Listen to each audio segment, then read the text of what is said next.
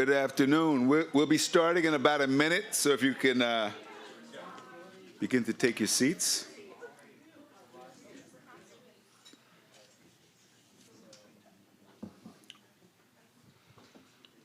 That was fast.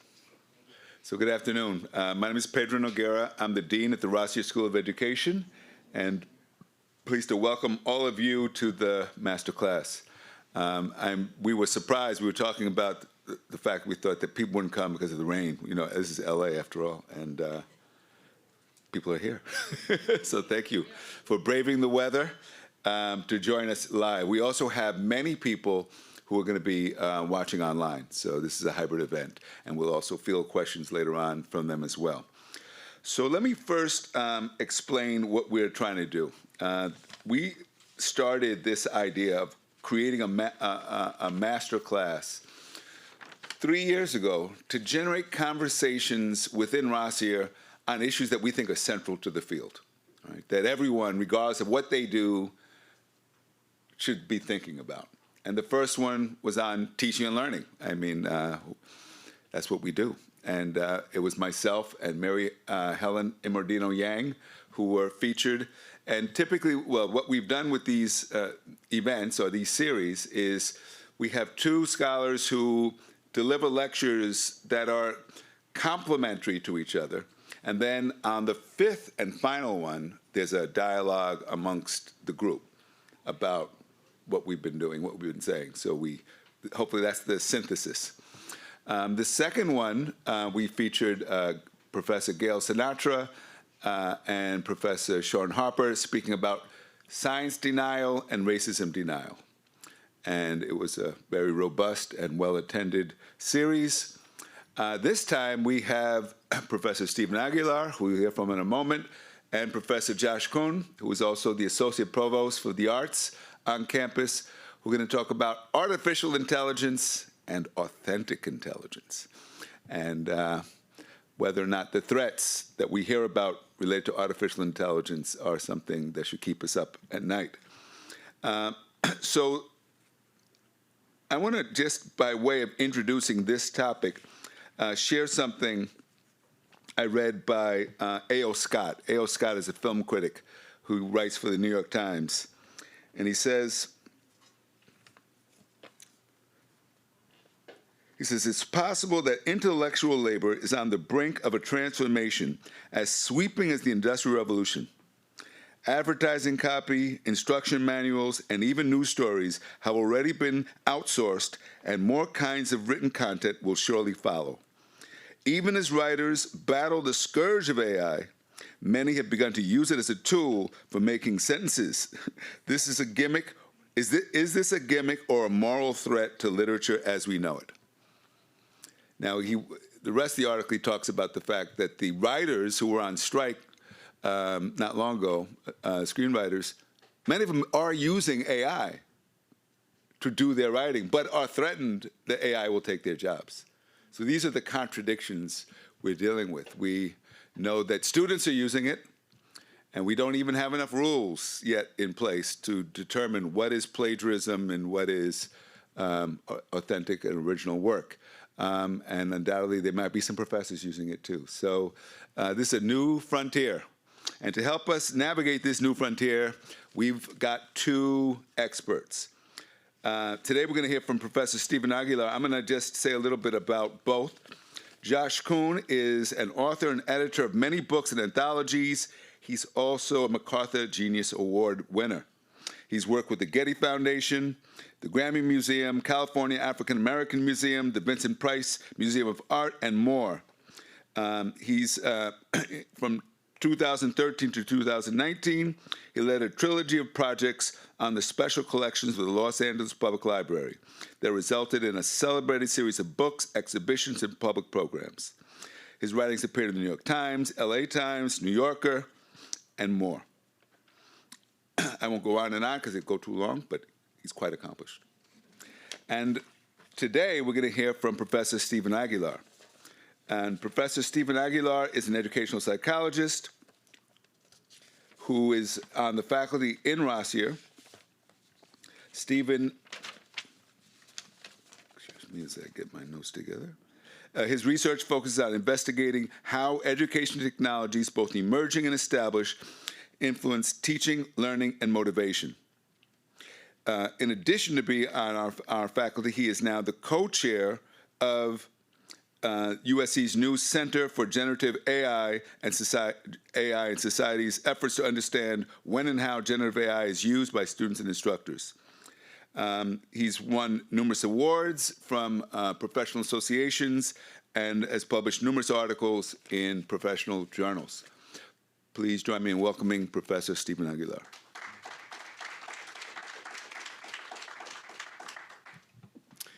Hey, everyone. So hopefully you'll leave here with either a bunch more questions or a sense of hope. Hopefully not dread, but if you do, that's not my fault. So I'll just jump right in. Let's do that then. There we go. So first, I'd like to level set. I always like to level set when I give talks, just so you know roughly where my point is and what I'm basically trying to achieve here. A lot of AI and any new technology that we have, really, we should think about it in terms of this hype cycle, right? There's a trigger. There's something new, something shiny, and we get really excited about it. It gets really visible. We see it everywhere. And then our expectations sort of mirror that visibility until we realize that it can't do everything that we wanted it to do, right? And then we get into that trough of disillusionment. So when we're thinking about generative AI specifically and AI more broadly, I think that we're sort of, we're at the top of the roller coaster and we're beginning to see the way down because we're beginning to see that it can't do everything that we thought it could. But it can do a lot. And that's a part of the trouble is that we don't quite know where the boundaries are yet. So when I'm thinking about the question, can AI hijack education? There's a couple ways to think about that question. First, we should break it apart. And I'll start first by saying, what is AI? Because when folks have conversations about artificial intelligence, that term sort of gets muddied. There's a lot of things that get sort of included in it. And I'll first sort of set the tone and say, well, let's actually partial out what it is we're talking about. Then I'll get into what does it mean for AI to potentially hijack education. So first, what is artificial intelligence? When we're talking about artificial intelligence, we're talking about three different things. There's narrow AI, general AI, and super intelligent AI, right? And narrow AI is basically what we use. When we're talking about AI, when it's in the news, when you see it around, when it's on your phone, when you open your phone with Face ID, that's narrow AI. It's meant to just do certain things and do those things very well. So when you're thinking about AI out in the world, and even the threat or the excitement around generative AI, that's narrow AI, right? It's currently exists, it's out in the world, and we use it every day. And part of that is why it's scary, right? It's insidious. Let's talk about general AI. So, I like to think of a story, right? In the future, you want to play chess with your robot friend, and you say, well, sure, but let's wear suits. And then he says, well, this is overly formal. And then he's not playing it right. He's just stacking the chess pieces as opposed to actually playing chess. And the reason that this is general AI is because there's a lot of things happening within this scene, right? The robot might have some fashion sense. He's making judgments about the world. He's playing a game. There's a social interaction. So when you're thinking about AI as a pal, as a friend, as a peer, as another agent out in the world doing things, that is general AI. It doesn't exist. It's currently a figment of our imagination. It's not that we're not working towards it, but it's not real. So we shouldn't sort of presume it's real. And finally, it's sort of the level 3 of AI is the super intelligent AI. It goes beyond human intelligence. It's better than we are at everything that we do. It's a supernatural agent that's really good at creativity, at judgment, at problem solving, right? But super intelligent AI also does not exist, right? It's even further down. We're pushing toward potentially getting something like a general artificial intelligence. We can't even imagine yet a super intelligent AI, right? But there are sort of murmurings about this is a threat that could sort of, cause lots of problems. But again, that's not the world we live in right now. So I argue that we shouldn't worry about it. So when we're talking about AI for today's talk, I want to focus in on narrow AI. And when I use AI, I'll just use AI because using generative AI is too many syllables. So I'll just, I'll say we're talking about ChatGPT or Midjourney. You'll see a lot of images here. I use Midjourney to make them because I, A, can't draw, and B, don't have a budget to hire an artist. So you get what you get. But that's when we're talking about when I say AI. And generative AI is the new tech trigger, right? There are a lot of different things in the news that are constantly emerging about what AI can and can't do, what it might or may not, what it could or could not be used for. And it's generating a lot of excitement. And that excitement, I think, is well placed. And the fear is also well placed. But let's actually dive deeper into what we need to think about when we're thinking about generative AI. So instead, let's think about what AI can potentially hijack, right? So I'm going to, again, do what academics do and posit a few definitions here to help ground our discussion, which is to say that, when we're thinking about something that hijacks something, you can think of a hijacking a vehicle, but it's this notion of taking control of. And that's where a lot of our fears seems to be positioned, where we're afraid that AI is going to take control of different sectors of what it means to be human, to create, to teach, and to do all these things. And that's what we're afraid of. But I posit that there are actually two different ways to even think about AI hijacking education, right? There is what I just said. It's going to take over a lot of what humans used to do. And again, this is narrow AI, right? It's going to take the jobs that lawyers used to do. It's going to do some grading that teachers used to do, maybe. But there's also this other way that AI can sort of hijack education, and that's by hijacking our discourse, the way we even talk about education. So these are two things that I'll oscillate. I'll go back and forth in this talk, and I'll answer the questions about education. Is AI going to hijack our education system? Is it actually going to take control over the things that we do and hold sacred within education? And is it also going to hijack our discourse? Are we going to frame everything in terms of AI in a way that's not productive? But before that, I want to take a step back.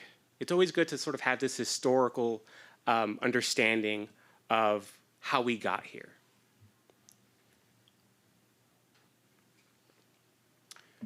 So let's look at what I consider old tech triggers. Let's look at writing, music, books, and television. You might not consider writing to be a technology, but we invented it, right? We invented language, and we invented what it means to write and communicate in this asynchronous, static way that long lives the author, right? So it's an invention, and I would argue that it's a technology that we sort of own and have perfected for the most part, and it's constantly evolving. But writing wasn't always something that folks saw as something that they wanted, right? Socrates did not like writing, right? He said it would introduce forgetfulness. Those who write will not practice using their memory. Those who write, for the most part, they will know nothing, right? This is Socrates. And in fact, what we read of his isn't what he wrote, it's what his students wrote, right? So he did not like writing, and he was like, no. So he was a person that there was a tech trigger, writing, and he was against this tech trigger. He was pushing against it. It's going to ruin a lot of things. Now let's fast forward a couple thousand years and look at books, right? So the idea of writing as printed as opposed to as written on parchment. And let's take a moment to think about Conrad Gessner, who's active during the 1500s. He's known as the father of bibliography. Which is to say that he went around and said, well, books exist, I want to write them down so other folks know that these books exist. He wrote the Bibliotheca Universalis, which was a collection of roughly 3,000 books, right? Which was a lot of books for back then. That was like all the books. But for him, that was too many books, right? And I'll actually linger here and read this quote because it's one of my favorite quotes. So we have reason to fear that the multitude of books which grows every day in a prodigious fashion will make the following centuries fall into a state as barbarous as that of the centuries that followed the fall of the Roman Empire. Unless we prevent this danger by separating those books which we must throw out or leave in oblivion from those ones which we should save within, and within the latter between what is useful and what is not. So 3,000 books, too many books. We need to get rid of the bad books, and we need to actually have the good books, right? This was during the 1500s, again, someone else that found a technology, books out in the world and said, well, let's slow down. It's too many books. Music. So, there was the dreaded gramophone, right? When that came out, children would, in one of our peer-reviewed publications, they said that children would develop a habit of dividing attention between the humdrum preparation of their school assignments and the compelling excitement of the loudspeaker. Right? Here's another technology that folks were pushing against because it was going to shape education in ways that were unproductive. And let's fast forward again, something that's more recent, right? Television. Television was perhaps the next greatest teacher in 1958, right? So this was in another peer-reviewed publication, and I'll read just what I've underlined there because it's probably hard to see. But this is pointing fun at us specifically in the United States. Americans tend to assume that any problem can be solved by a new pill, serum, or ingenious gadget. Thus, closed-circuit television for the classroom has been seized upon as the most hopeful solution for the expected shortage of teachers. Right? This was, it's almost 75 years ago now. It's been a while. It's still recent in my head because I don't like to think I'm aging. But again, we talk about just another technology that folks thought was going to be super disruptive. And really, when I think about these 4 examples, there are a few takeaways that we need to pay attention to. The first is that new technologies evoke feelings of excitement, fear, and they invite prediction. Right? When something's new and exciting, we think about what could be. When new technologies become ubiquitous, when they're everywhere, they become mundane. Right? A ton of us here are using pocket computers with touch screens and taking notes or on social media. Talk to me in the 90s and I thought you would have been lying to me, right? But it's mundane now. And it's just become integrated in our practice of what it means to be human and sort of interact with each other. But yet when they become mundane, that's when they become useful. That, I argue, is when we can actually do something with them because most of us know how to use it. The sheen has worn off. It becomes a useful tool. But let's take a moment and sort of think about that. How do we parse new technology? How do we not potentially fall into this trap of seeing the new as the revolutionary when that isn't always the case? And I'll sort of pull from my training in philosophy to force you to think about Heidegger for a second because it's useful. And there was a distinction in Being in Time where in thinking about tools, and the whole book, I don't read it because he didn't even finish it, but they published it anyway. But it's this treatise on what it means to be human through tool use or through ontology, right? This idea of using tools and how we express ourselves through our tools. And this distinction has stuck with me ever since I read it, which is the idea of tools being ready to hand or present at hand. And this is something that you can immediately experience. Think of anything that you own that's a tool that you do not notice. It just is a part of you when you use it, right? Think of musicians who are playing an instrument. Think of you using a pencil or a writing instrument. It is an extension of your consciousness. And that's when you're good at it, when it becomes that. When you don't know what it is, it's present at hand, right? So ready to hand, we're masters at the tool, right? We can type without looking at our fingers. We can chop onions really fast, which I still can't do. But present at hand is something very different. So I'll pause here and ask the audience what is this thing? Does anyone have an idea what this thing is?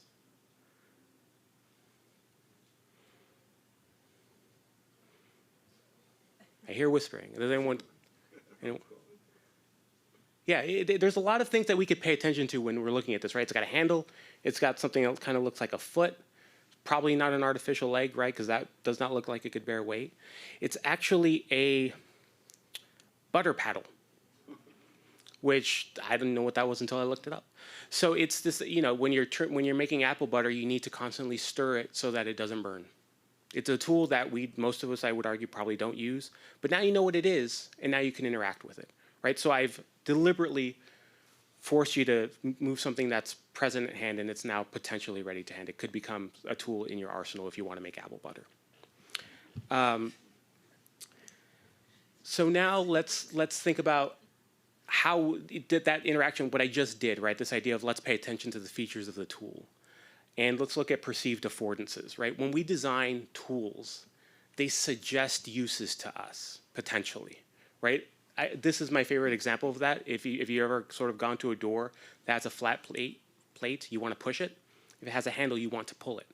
That's a deliberate design decision. It's not something we did on accident. So much so that if you enter a store and you see the opposite of what you expect, you might pull when you're supposed to push, right? So this idea of a perceived affordance ends up being very important when we're thinking about how we parse the landscape of any new tools that might emerge in our own practice.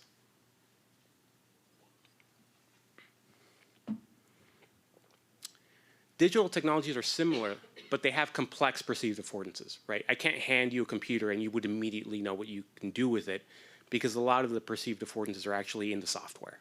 But they're still similar. Those ideas are still sort of embedded in user interface design. So you can still think about it in similar ways.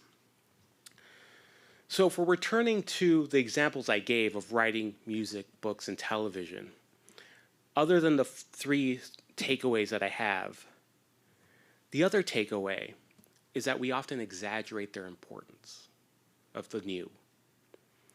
On average, we're not actually very good at predicting what a specific technology will do for learning. We're actually kind of bad at it sometimes. And that's because we often ignore the socio-technical system where the technology has to integrate, right? And that's a technical term that I'll sort of define now. When we're thinking about a socio-technical system, I like to sort of think of a rolling wheel, or I just like that graphic, so I'm going to say it was a rolling wheel. But there's a context, there's a people involved, and there's a technology that all have to work in harmony in order for us to actually think about their usefulness, right? And this is best illustrated, I think, by an example that is going to be, I think, pretty salient today, right? So if you have a socio-technical system of driving, right? There's the car, there's the road that you have to drive on. You have no choice. I guess you do have a choice if you have 4x4, but let's pretend you don't and you have to use the road. And then there's you, the driver, or the passenger, but again, you're the driver in this example. All of those things have to work in harmony for the experience of driving to be a good experience. If you're driving a car that doesn't work that well, or that is unreliable, if you're driving on roads that are not well maintained, or if you're new to driving, or were taught by, or just an anxious driver, any three of those pillars will necessarily affect how the technology, right, in this case the car, work, right? You could be driving, a Lamborghini, not know how to use it, and immediately crash it into a median. Has nothing to do with the car. That was you, the driver. Again, you could again sort of think of another example where you're doing that on a road with potholes. Similarly, you would have a bad experience. So when we're thinking about educational technologies and technologies in general, it's important to think about the socio-technical system. And we have very recent examples of why this is important, right? In 2020, colleagues and I very quickly wanted to understand what remote learning was, how that was being deployed out in our schools in Los Angeles and abroad. And what we found was, what we were interested in is this idea of remote learning was predicated on live instruction, right? Student logs in, there's a teacher there, that teacher should be ideally sort of teaching them, and that experience varied widely. And what we found is that wide varying experience led to different outcomes for students, some of them negative. And what we were looking at specifically is this idea of what are the barriers to distance learning. But what we found, I'll sort of get to the punchline here because I don't want to get into the weeds of this paper, was that for every additional hour of live instruction, there was a 20% increase in students completing all of their homework, right? Just that idea of just having access to a live person on the other end mattered.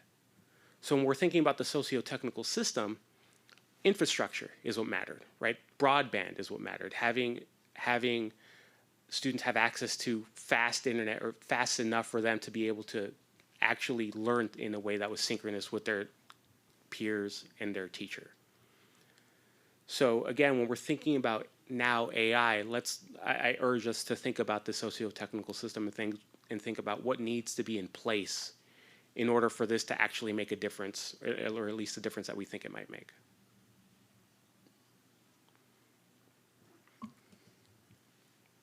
So let's return back to the questions I posed earlier, right? Education, is AI hijacking our education system? And is it hijacking our discourse? And I'll posit some answers. So we know that there's a lot of folks entering the arena of AI in education, right? You've likely heard of Conmigo, the chatbot that helps kids learn.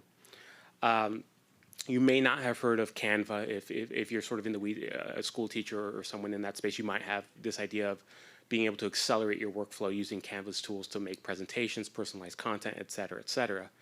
But I argue that even with all the tools that are going to develop and be embedded in our practice, that AI isn't hijacking the education system. It's simply a new and powerful tool that we should understand quickly, right? AI tools are being used. That's not the same as AI taking over. We're still figuring out what the affordances of the tools are.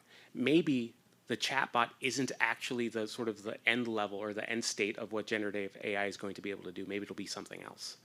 But the best use case is still unclear. So instead, let's enter the second question. Is AI hijacking our discourse about education? Well, we can see from the news cycle that AI, there's an AI story every week or every couple weeks, every day sometimes, about what AI is doing to education and how we're coping with it. So I argue that yes, AI is actually hijacking our discourse currently, because we're at the top of, and that's not necessarily a bad thing. We're just at the top of that hype cycle, right? It's really exciting. Let's keep talking about it. And in some ways, it's a necessary evil in order to understand what the affordances of the technology are. But AI is simply another tool. It will eventually integrate into our practice. Once it reaches that point of ubiquity, we're not going to notice it. Just like we don't notice smartphones anymore. Just like we don't notice that our smartphones are looking at our faces to open. That's weird, but we don't really notice it anymore. At least I don't. I just accept it. And for better or worse, AI is going to make things better for a lot of students. It's going to make things worse for some. And some will see few changes. And that disruption is what's currently, that's where the work is, to really try to understand what that landscape looks like, who's going to benefit, how, and really push at who's really benefiting from the emergence of these technologies. So let's reframe and ask some questions. So if we recall our hype cycle and where I said we were, I think that the sort of one of the bigger takeaways that I want you all to walk away with is this idea of tempered optimism, right? You can be optimistic about technologies, any emerging technology. You can be optimistic about it. But you should also want to understand what the real use cases are. You should want to push for what the evidence is. And you should want to close that gap, right, between, you don't want to sort of go really far down into that trough of disillusionment. That only happens when you're a little too optimistic about what a new technology can do. So instead, let's sort of reduce that slope, right? Let's make that hill smaller, and let's get to that plateau of productivity faster when a technology ends up being ubiquitous and useful for everyone.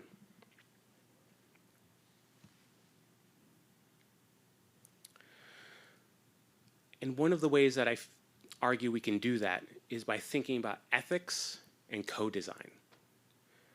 So we have to frame our goals for AI. Ethics force us to really think about our core assumptions about why any tool is being used. And co-design gives us the tools to design together so that what we end up serving sort of a larger segment of our population. So I'll pause here for a second and sort of force a thought experiment on you all, which some of you may be familiar with. If not, this one's kind of, I think it's fun.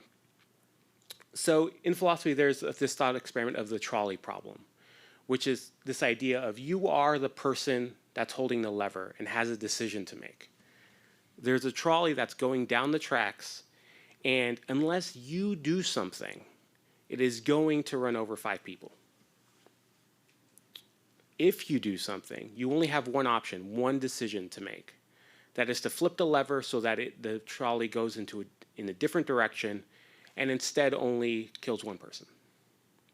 So that's your decision point.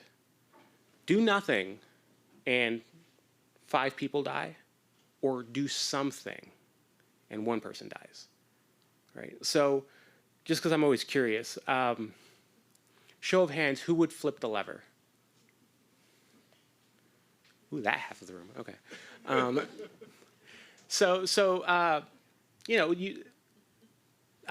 Whoever sort of raised their hand, does anyone want to give me a why, just real quick? Yeah. Oh. Sorry, I saw a family structure over there, and so I was like, save the family and save the future of the planet. Yeah, it could be a family. But if you save the one, I mean, that could be the one that luck. saves us all, right? No, but anyway, it's a decision, right? So the core decision here, what this thought experiment forces us to think about, is it forces us to come to terms with our ethical position. These are 2 ethical positions that this problem is particularly good at illustrating. The ethical position of having a deontological position or a consequentialist position, right? And briefly, a deontological position is following rules. I have these core beliefs, these core rules that I will not deviate from. So the person that pulls the lever would not pull the lever because their action would directly lead to the death of a person. Without them acting, they're not responsible for the death of anyone, right? Whereas someone who is a consequentialist would say, well, sure, but I can act, so I want to maximize lives saved. And there is no right answer here, and I don't want to suggest that there is one.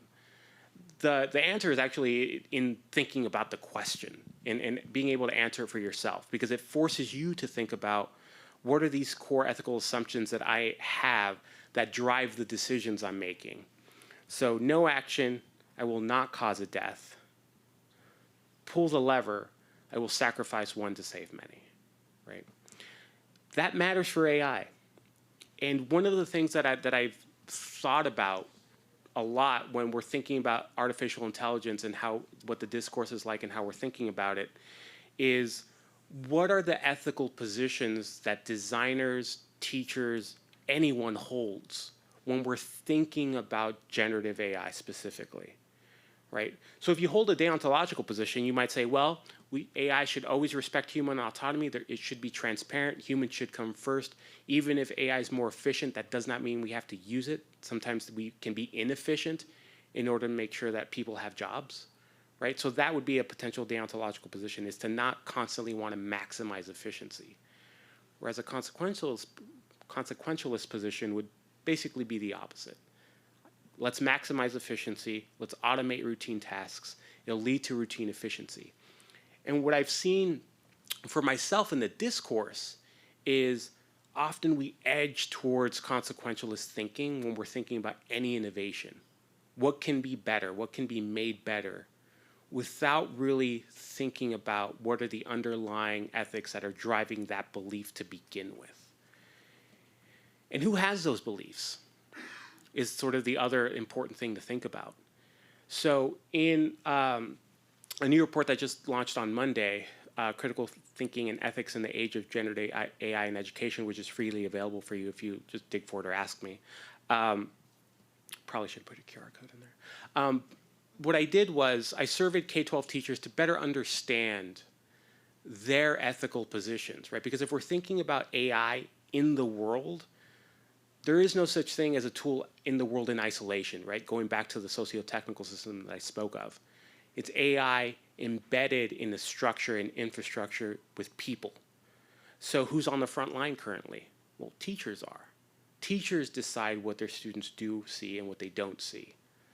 Even sometimes when administrators want them to see something else. I was a classroom teacher for a few years. I made that decision. We're like, cool, we're not doing that though. Yes, we bought it, but no. So teachers have that power. So it's important for us to understand their ethical positions as well as the ethical positions of everyone. I don't mean to say that only teachers should be examined, right? Everyone should we should know as much about folks' ethical positions as we can. But one of the things that I found, at least in this study, which is a convenient sample of a little over 200 teachers, was that there was this very apparent gender difference in how teachers were thinking about using AI. These weren't actual behaviors. I just simply asked them questions about what things do you think are most important in respect to using generative AI. Respect for autonomy, privacy as a right sort of emerged as things that women teachers felt were more important relative to men, right? And again, this matters because if we sort of take a step back and think, well, who's designing AI, right? Which populations are driving innovation? If we look at startups and the Microsofts and the Open AIs, who's on their board, who's making these decisions, right? What are the ethical positions that are driving them? And what are the ethical positions that the users hold? Self-efficacy and anxiety also came up as being important, right? If I'm comfortable with that technology, I will likely want to use it. If I'm anxious about it, I won't. That sort of makes sense. But again, it's important for us to really take a step back and think about what it means for anyone to use AI ethically and what are the positions that ground that use. So I'd sort of leave you with this general point that AI, it's a new tool. It's a new tool that's exciting. But let's use it and build it together. And let's not sort of overinflate what it can and can't do within education. Left lots of time for questions.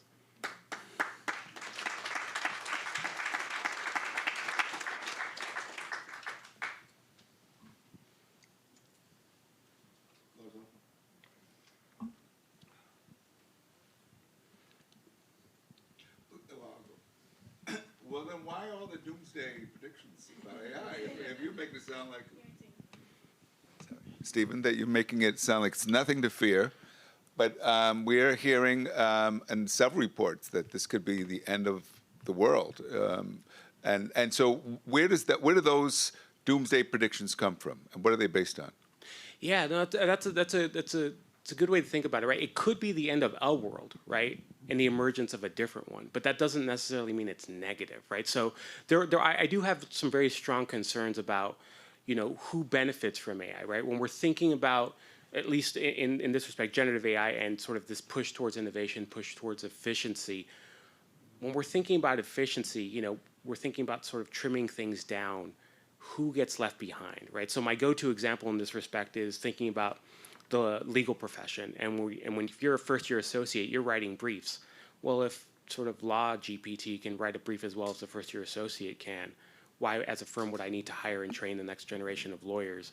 So I think that a lot of those, what I call high-skill, low-influence professions, are going to be affected in ways that are likely not great. It's one of the reasons why I'm pushing us to think about these questions from an ethical perspective, because if we're not constantly striving towards efficiency, we'll be able to put the brakes on and slow down a little bit and say, well, let's not simply innovate or push towards efficiency because we can. Let's actually take a step back and say, well, what are the implications of cutting certain people out of the equation? Because really, like how I started my talk, AI, it's still narrow AI. We're not making fake people out in the digital space. So whenever we remove a person from a context, we're removing a person from a context, and that matters. So we need to think about why we're doing that.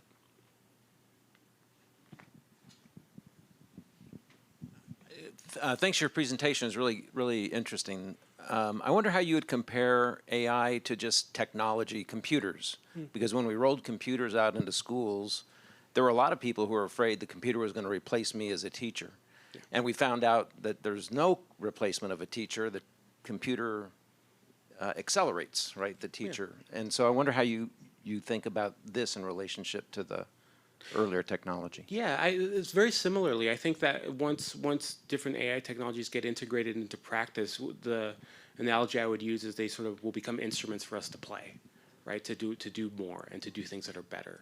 I think about the classroom teacher who will be able to actually potentially personalize a sort of a text and hit it and make sure that it hits different reading levels, but is still sort of thematically similar. So you could have a conversation about it, but you have the reader who can read at the 2nd grade level read the passage, and someone who's at the 7th grade level who can read the passage at their level, right? So I think differentiation is one of the, and personalization is one of the things that might actually be possible at scale with the use of AI. And as long as we do it in a way that sort of attends to issues of equity and representation, and as long as we sort of don't cut out teachers from the design process, we'll be able to build tools that can actually make a really big difference.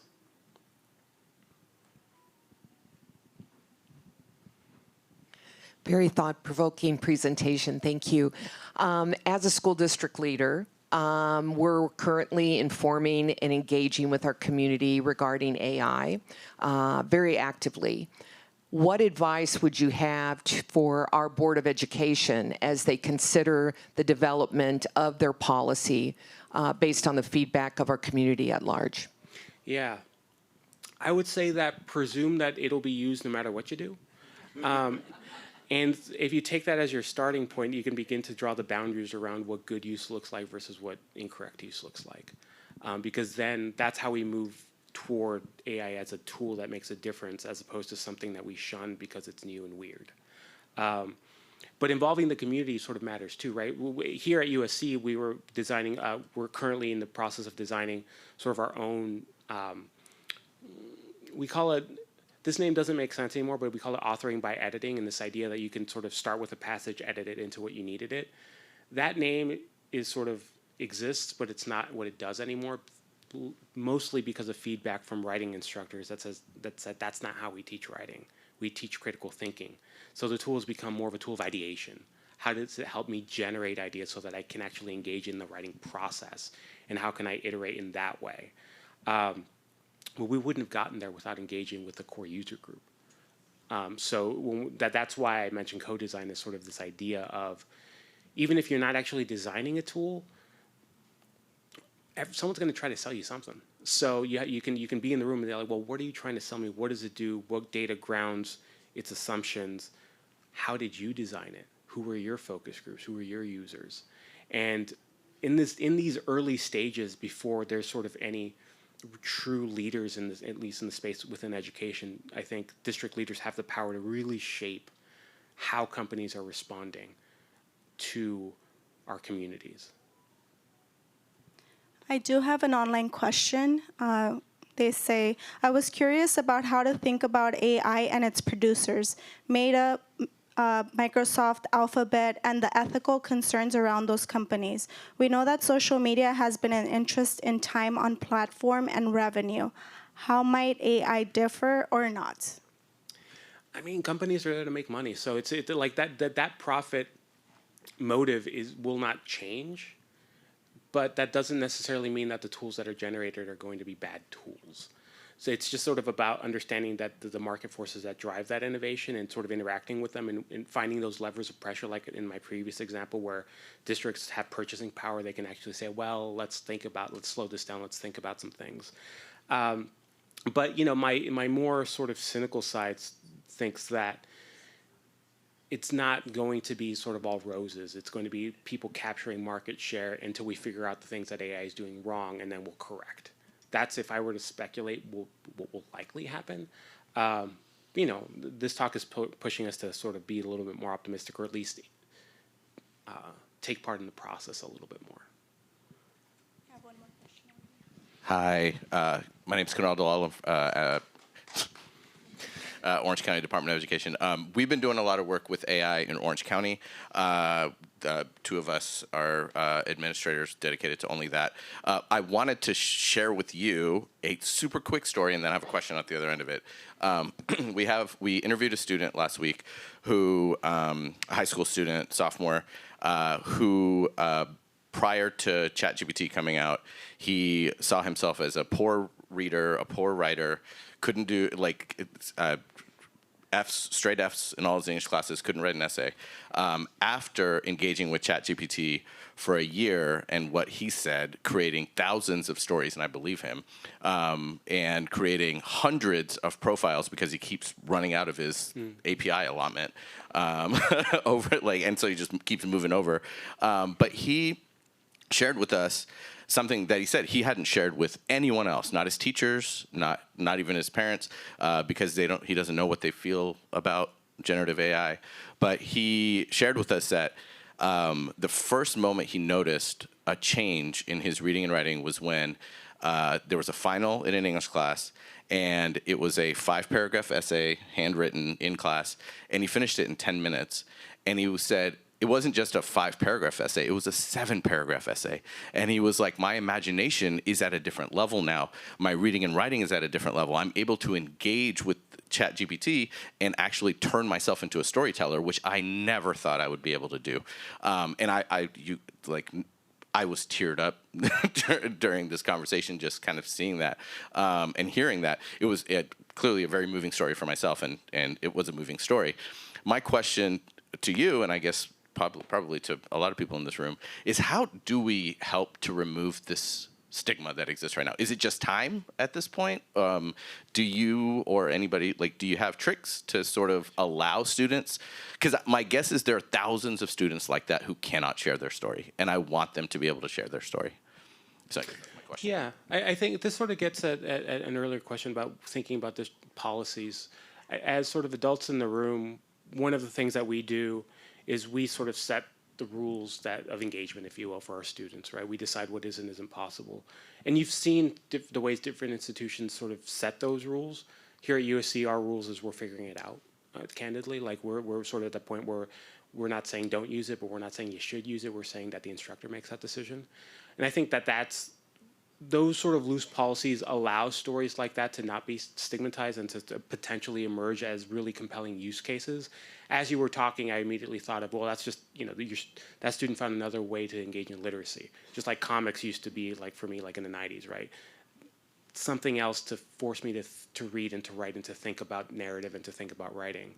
So removing that stigma, I think, starts with policy, but it also starts with just playing, right? One of the nice things about ChatGPT in particular and generative AI is that one of the reasons it's accelerated so quickly as something that all of us know what it is, a little over a year into it sort of existing now, is because it's fairly easy to use. It's seductive, right? It's this idea of I pose a question and it answers me as though a person might. It's not really what it does, but that sort of the seductiveness of that UX decision where I'm having a conversation makes it accessible. So let's sort of use that and have folks play with it and see what the limitations are. I think that when you're thinking about any new tool or any new innovation, the first thing you do is you play with it and you see what it can and can't do in low stakes way, right? Maybe I am a teacher and I say, okay, well here's a passage, turn this into a 7th grade reading level passage now. See what it does. Maybe you edit it.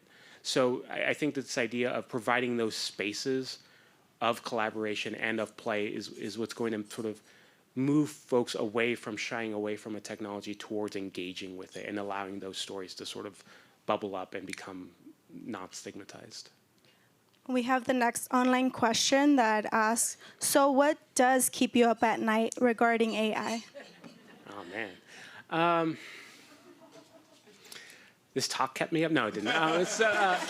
So when I think about AI, I think about specifically, one of the things that I'm paying attention to is the FTC going to Microsoft and OpenAI and launching that investigation, saying, well, you invested a lot of money in this pretty early, and it's obvious why you want to sort of capture this. I am afraid of black boxes as a rule. I don't like it when data exists out in the void. I don't know what's in it. I don't know what's driving those decisions. Even if it's cool, I want to know how it works. Partially, it's my profession. I want to know how things work. But also, just as a citizen, I think that there needs to be transparency so we know how data is being used, what's driving these decisions, what's informing the algorithms.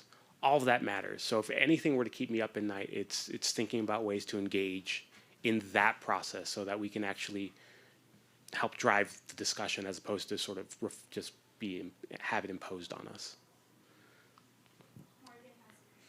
So you've got already in the room here district leaders, so 1,000 school districts in California figuring this out, and county offices, 75 county offices or something like that. And you've got individual teachers, hundreds of thousands of individual teachers figuring out how to do this. I've tried to put an AI statement in my syllabus. I just actually went to generative AI and said, what would be an appropriate statement? And then I edited it slightly. And I have my first assignment due Friday. We'll see how the freshmen do. So, but anyway, so like when should, like if you were advising like Tony Thurmond or the State Board of Education, like when should they step in and what should they do? Like, because I just feel like we're all just making this up, and I need someone who knows more than I do to tell me what to do. When should they step in, and what should they do? Like, what should the state do? Yeah, so I think that one of the interesting, I don't know how deep into the weeds people got with the OpenAI thing in terms of their structure was strange, where they were a nonprofit board, and then they were telling the CEO of OpenAI, no, you can't do that, and then there was that whole turnover. I think that idea of having state and government stakeholders literally in the room helping companies make decisions matters, right? And that starts first by getting together as districts and as communities, as sort of stakeholder groups, and deciding things together, because then that's when companies will have to pay attention. When there's agreements put in place that say, even something as simple as signing off on like something like, we will only buy into technologies that check all these boxes, these ethical boxes. Data is transparent, it serves these communities, it's not unbiased in these ways. If you commit to that, someone will have to pay attention. Now, to answer Morgan's question, how do we get there? I think just having more conversations and making sure that we have more of these conversations to make sure that we get together with folks who know a little bit more within their respective industries to come up with these agreements together so that we can move in unison. Because otherwise, again, we're sort of subject to market forces, and that leads to confusion. Hi. So I have a bit of a two-part question. Firstly, I want to know what the intention behind the word hijack is in terms of how AI would hijack education. And the second would be like, knowing like the weaknesses of AI in terms of hallucination, at least in generative AI, hallucination of facts and incidents like that. What are the ways in which we should encourage AI to be used in education, and what are the ways that we should discourage it in terms of what's the best way to possibly use it in a classroom? Yeah, so I'll start with the second question first. I think currently generative AI is really good as a tool for ideation, getting students to think about things, to sort of engage in the writing process. This really low stakes, I can pose a question, I get something. There's this immediate moment of gratification when I'm engaging in those ways. And tying it in, so for students, I think ideation is sort of a really good place to start. For professionals, I think finding those moments where you can potentially accelerate some of your workflow in ways that sort of don't undermine what you do as a profession, but still sort of help you do your job a little bit better. So for example, like I didn't make any of these images because I cannot draw, like, why? No, I didn't make that one either. Like stuff like this that serves sort of has a sort of a narrative point to it, like things like that that are really sort of low-hanging fruit enable us to actually sort of engage in ways that are, again, low stakes, but still sort of help me do my job just a little bit better. To answer your second question, I deliberately went to these slides because that's what I was doing. So, it's the way I thought about Hijack is this. Can it actually hijack our education system by taking things over, or can it take over the discourse? I said it's not taking things over. We will not be subject, education at large will not be subject to AI overlords that tell us what to do, right? Because right now AI is just narrow. It can't do that even if it wanted to. There's no it to want that. But it is hijacking our discourse.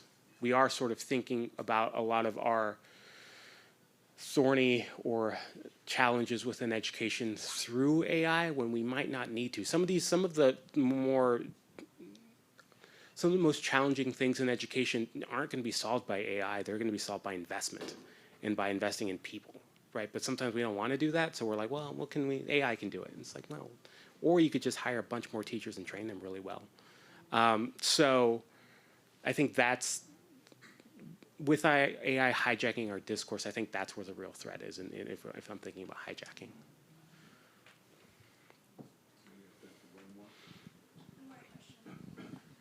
So more just kind of a thought as we're thinking about this. I don't know how many folks have read like the algorithms of mass destruction, destruction. Anyhow, I feel like the AI discourse around here, whether we're talking about generative AI or these black box algorithms that we have accepted, there's not actually people in the government and policymakers who are understanding the level of things and how fast things are moving to regulate that properly. And so when we think about education, it's not just how is AI helping us here, but how are we then training our students to really think ethically?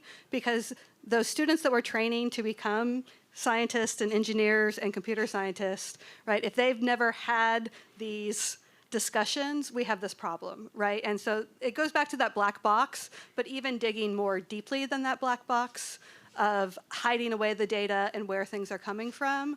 And I think that's the thing that keeps me up at night, is these decisions that are made sometimes by people who only want to make profit.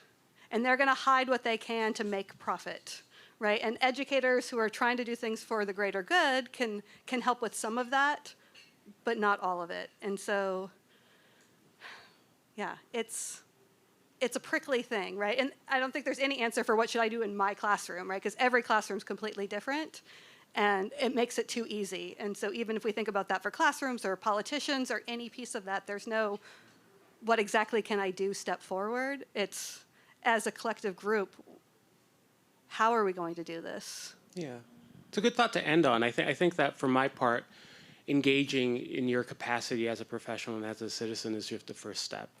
How is it going to impact what you're doing? Or how's it going to impact what your loved ones or your kids are doing? And what are your points of engagement so that you can have conversations that are, you can go to the city council meetings, or you can go to those and ask the hard questions from a place of knowledge. So I would urge everyone to just engage more.